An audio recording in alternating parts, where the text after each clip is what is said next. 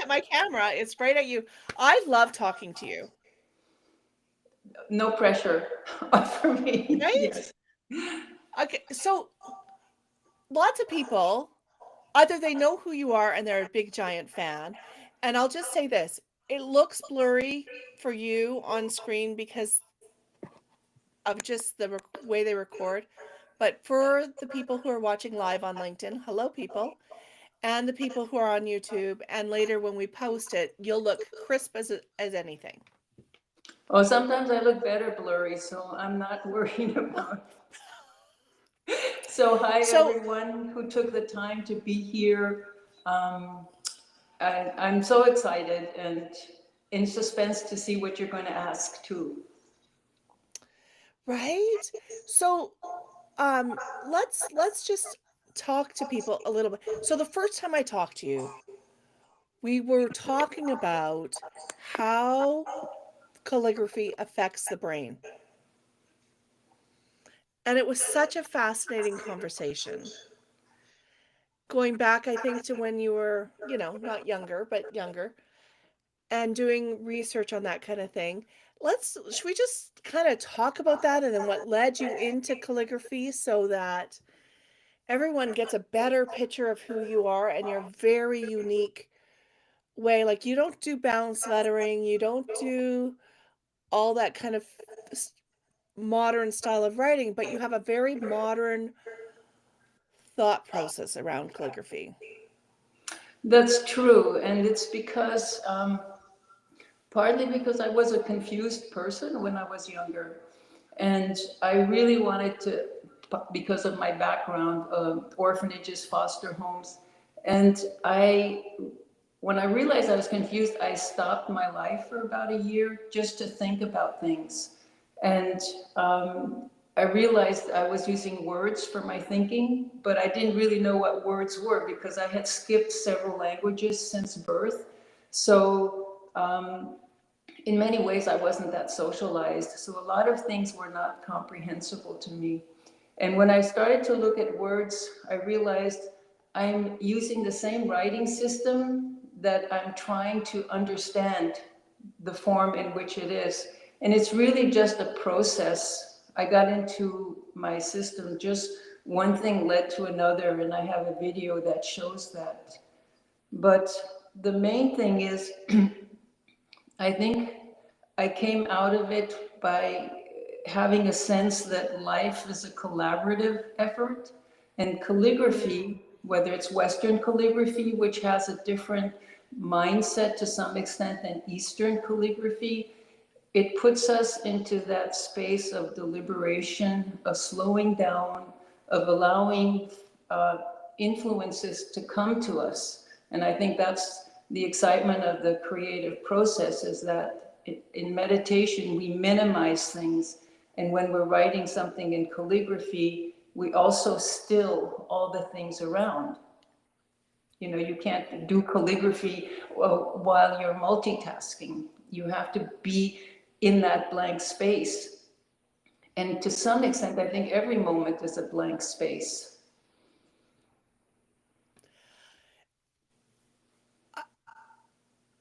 So that idea of entraining your brain, right? Like where all of the different elements of how you think, problem solving and worry and processing colors and whatever, they all seem to be in calligraphy focused on one thing in the same direction, like pinpoint focus.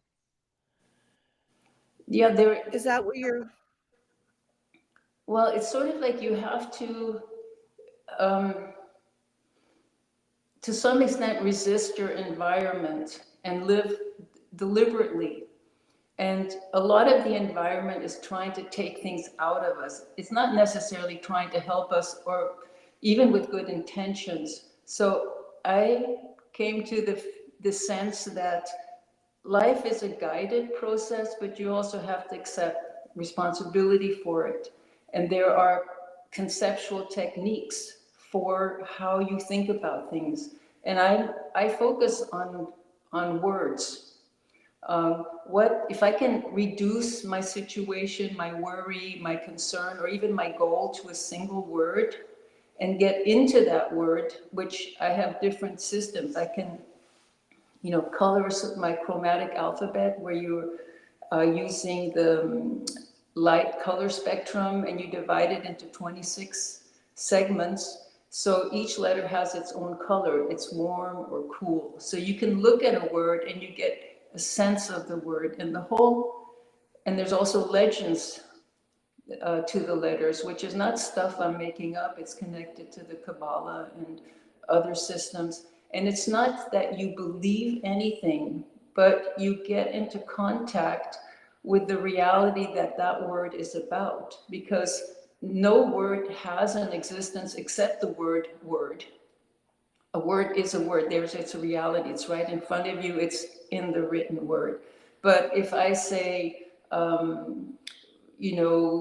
tomorrow is a word, but I have to reach tomorrow. Or if I say table, I have to find the table. Or if I say so-and-so said so-and-so, I have to know that so-and-so in 4 dimensions said it, whereas a word is 2 dimensions. And this may sound like, oh, you're just going down a labyrinth. But when it's an important subject, something you're trying to solve or understand or achieve, that process opens up a sort of meditation. Well, not a sort of, a meditation, again, which is this minimizing input. But it doesn't mean emptiness because, well, maybe some people want that emptiness, but I would imagine it's hard to achieve because many things hold us together. And so calligraphy, let's say all these wonderfully skilled people who have the discipline and have the focus to develop a style, to strengthen it.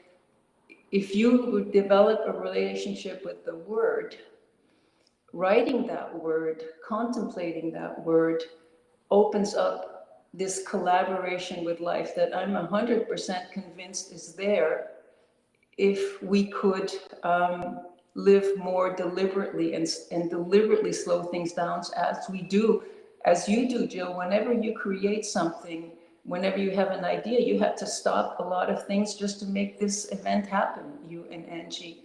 It wouldn't have happened except that you created it deliberately. Right. And that we can do so much in life, even when stuff comes at us.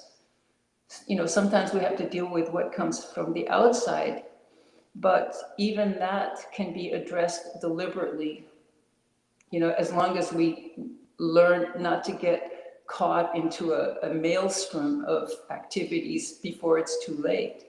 So my So when you script, talk about words with codes, is that so? Grief is a very big word. what's the word? I'm sorry?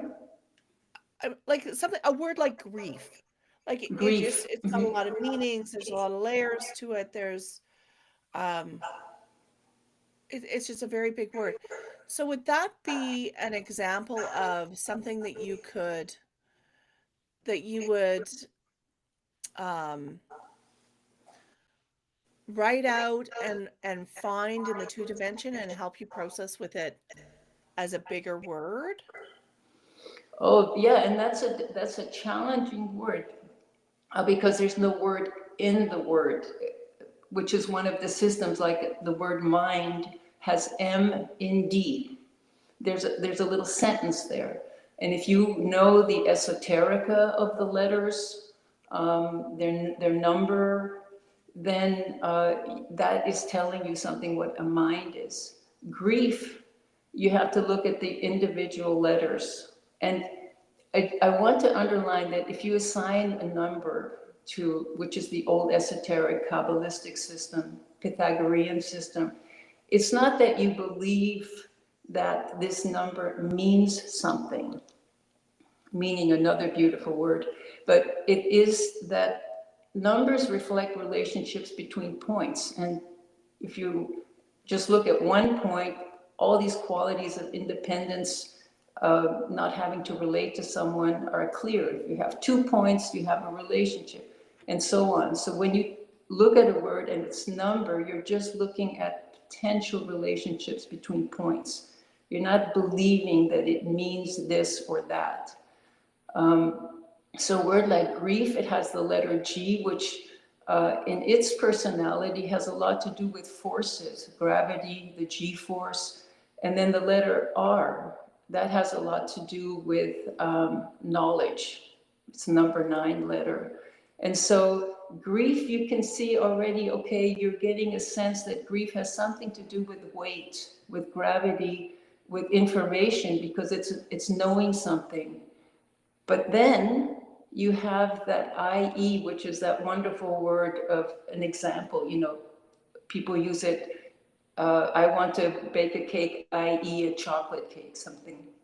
And then you have the letter F, which is about flow, because it's the only letter when in the lowercase that crosses upper, middle, and lower. And you know, like a flower is a flower. It's something that flows, and we want that flow in our lives. That's a very important process. So you can, if I were undergoing grief, I would go, what are the forces acting on me?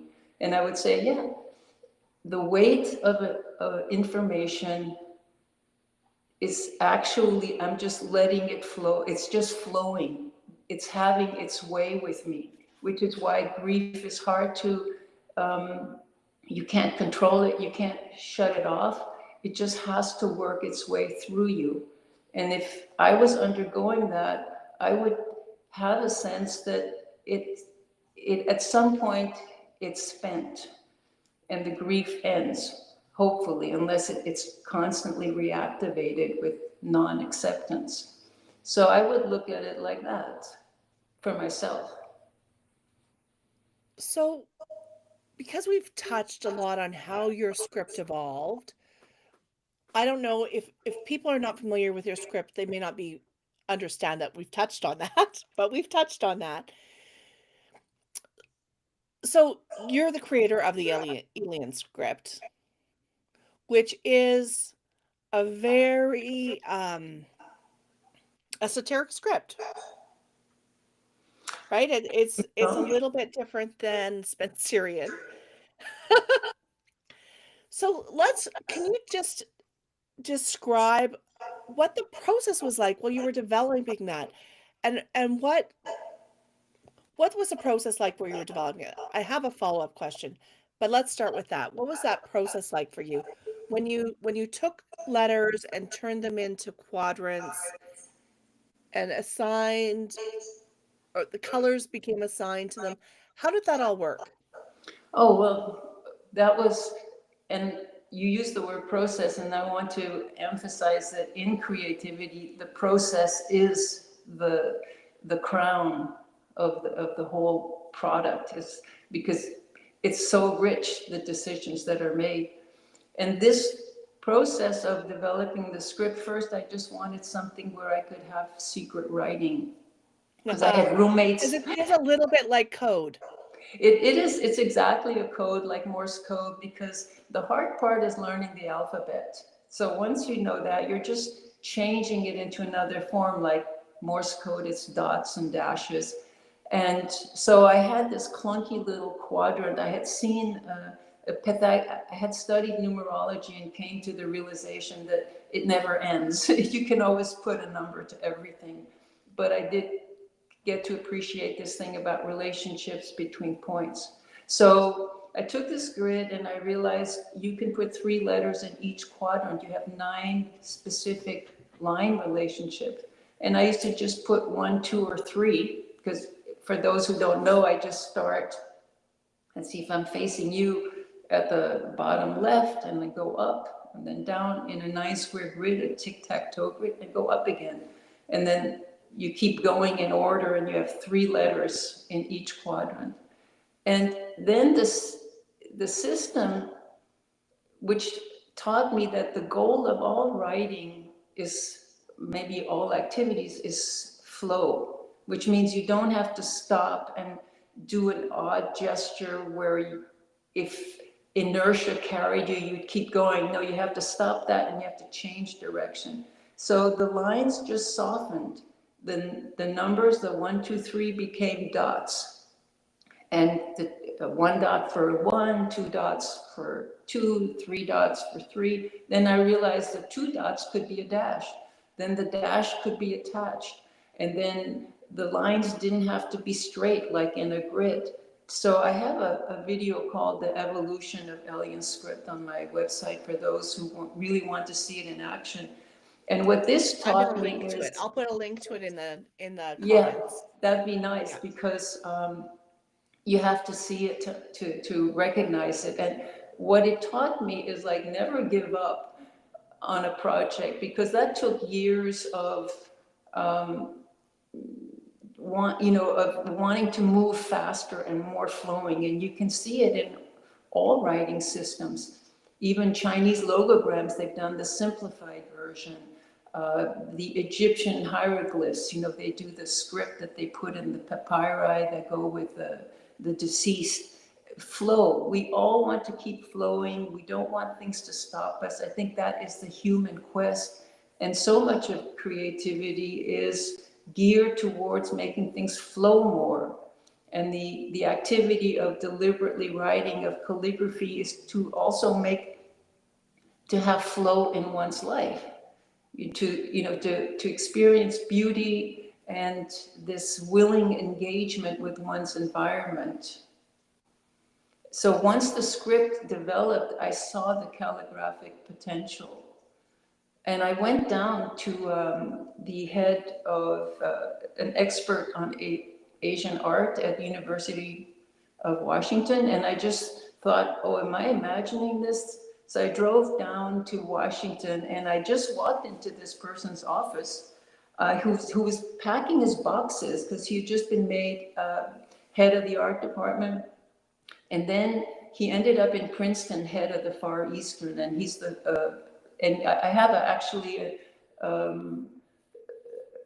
letter from him of introduction where he talks about my script and the calligraphic and the uniqueness of it. But anyway, I showed it to him, and he's become a big supporter of my work because the calligraphic potential is there. And he ended up saying, "Oh, you should meet Xu Bing, who is an artist from Beijing, I think, who invented a script where you write English, but it looks Asian, but it's really English letters. We're kind of crossing paths." And once I realized the calligraphic potential, it's not that I developed it, it's that when you do something with lines and dashes, you have a quality of line. And my quality of line actually came from one of my day jobs, the famous artist day jobs. Well, they're usually at night, and this one was inking exploded engine parts for repairing airplanes, the manuals. And you have to do thousands of hours of isometric templates. And I learned from that the motor memory. I had a motor memory of curves, and I would encourage anyone who wants to have that strength, get a plain old drafting isometric 30-degree angle template. I don't have a picture to show you, but and it's in drafting supplies. They're very inexpensive. And if you just keep doing these circles, the larger the better, tracing that circle, your your hand develops a strength. Because I would say I cannot claim to be a calligrapher, not in the way that so many people are, and whose work I've seen, all these people giving workshops, because they really do put in the hours to develop. I think this job doing these isometric drawings really are responsible for any kind of calligraphic aspects in my writing, because I use the writing to think about something. All the artworks are so I can reflect on a certain subject matter and research it. So it's a space I create for that one subject. Mm, that's just lovely. What is your hmm,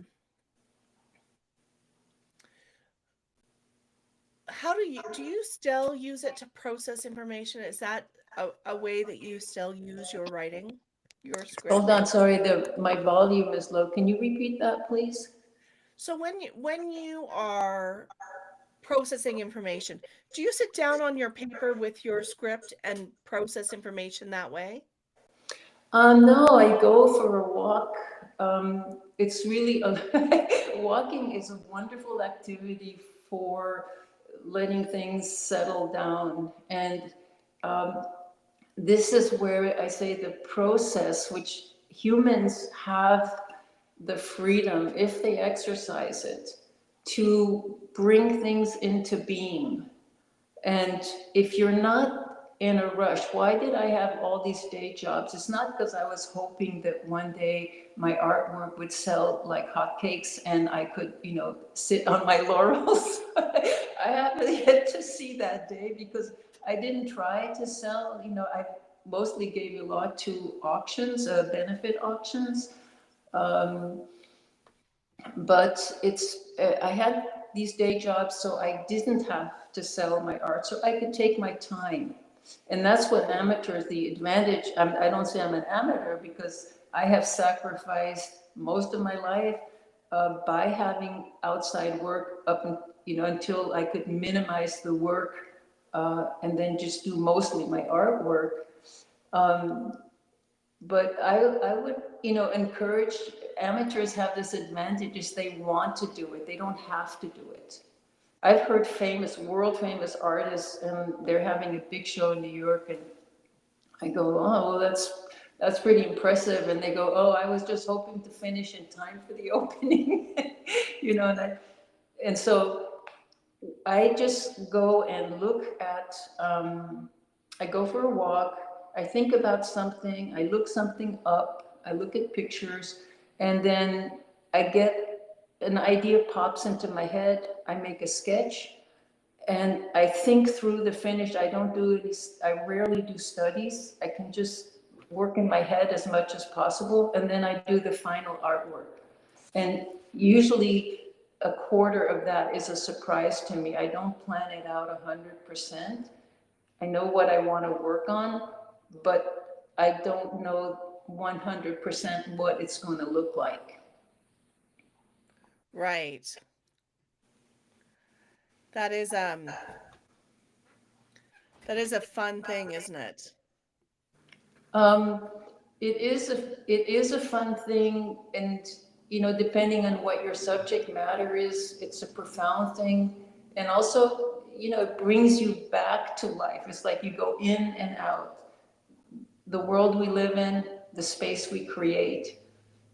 I think the more we can find a way to process the outside world, you can't know everything, and some things you realize there's not much you can do about it because they're happening too far away. And I try not to think, no, it's not true. It's like I'm aware that distances create, if you get too involved in things that are too far ahead in the future, in the world, there's a helpless feeling because what can you do about it?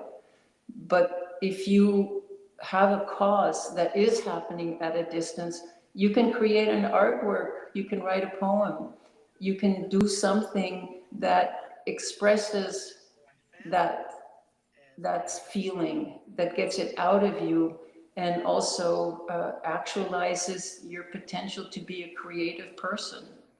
Right.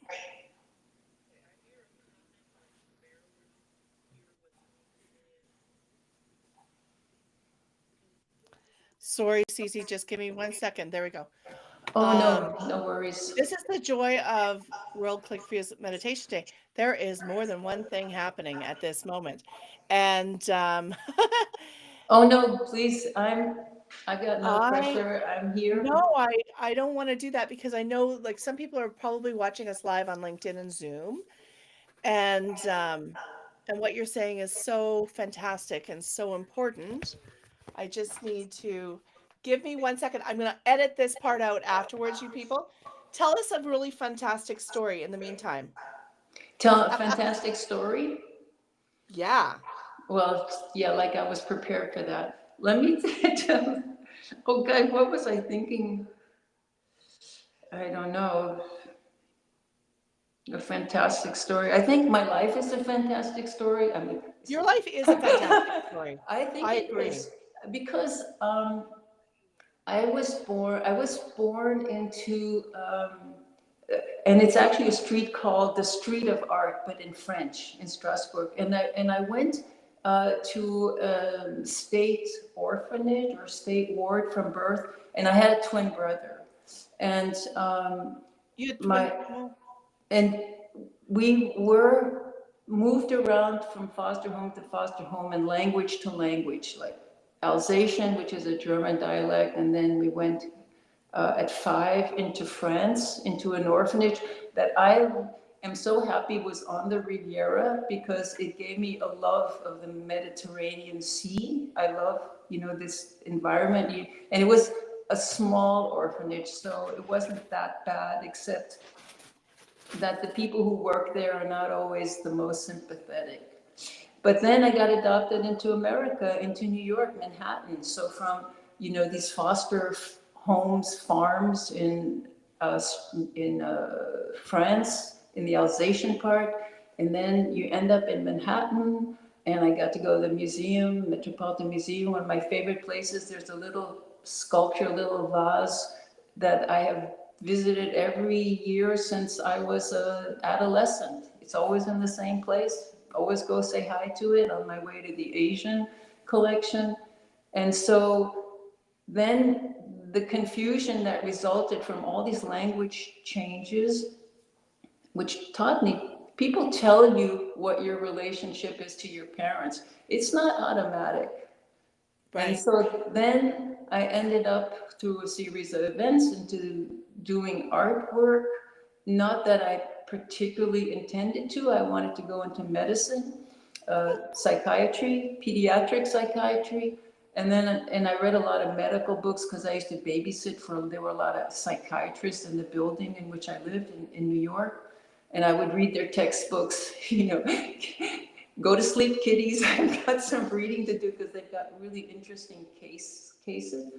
But I realized I didn't have the necessary single-mindedness to be a child psychiatrist because then, you go on vacation. You want to go on vacation and the kid, where did you go? You abandoned me. And maybe I was oversensitized to abandonment.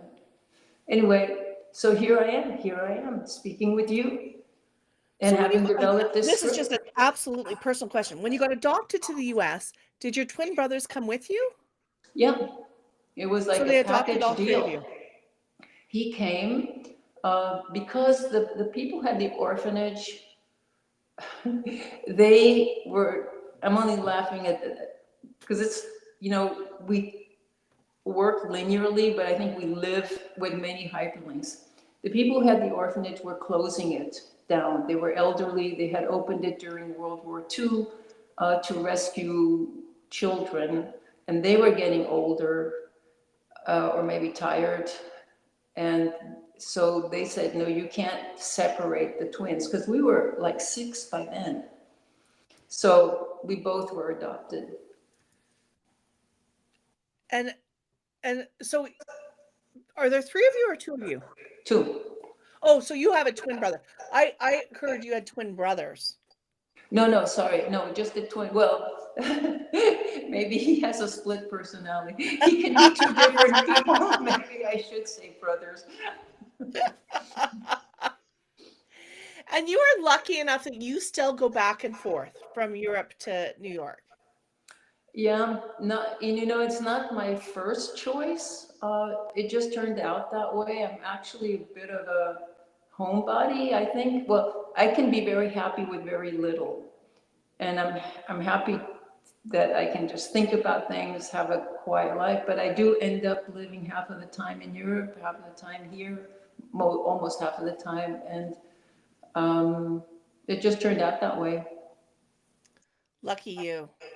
Um, Sadly, we have to draw this conversation to a close, but I want to tell people a couple things. First of all, I'm going to put some examples of your work into this so people can see what we were talking about Sure. when they listen to it. Obviously, the people looking at it live won't have that, but we'll get you what we can. And then the second thing, and I'll also include the link to that video, but there's two other things. So one, in the fall issue of Calligraphy Crush, we are going to do a spread on Cece's work, showing you how it works and why it works and whatever. And if you want to crack the code of the Alien script and be able to write in code just like Cece, she is teaching for us in the fall as well. So this video will probably, recircle as we get closer to those things so people can get super excited. But just every time we talk to you, it just feels like something in my mind shifts a little bit. And it was one of our conversations that really spurred this idea of calligraphy as meditation for me. And I'm just really grateful that I've got to know you a little bit over the last months, 3 months, 6 months. Oh, that's very kind. It's mutually enriching. I assure you, I was so excited about this talk, even though I'm in a very dense moment with multiple things, but this space was like sacred. I'm going to show up. Everybody else leave me alone. It was Oh, great. And I also appreciate, anybody who's tuning in or who is taking the time. Our most precious asset is our time, peace of mind too. And I would encourage everyone to follow any creative idea, even if it's 5 minutes a day, that it'll take life and it'll grow. yeah, I agree. I agree. Well, we'll see you soon. I hope you get through the next, little cloud. And then we'll talk again. Thank you so much, Jill. I appreciate it. Thank Thank you. you to everyone. Bye. Bye. I have to figure out how to end this thing. There it is. Stop.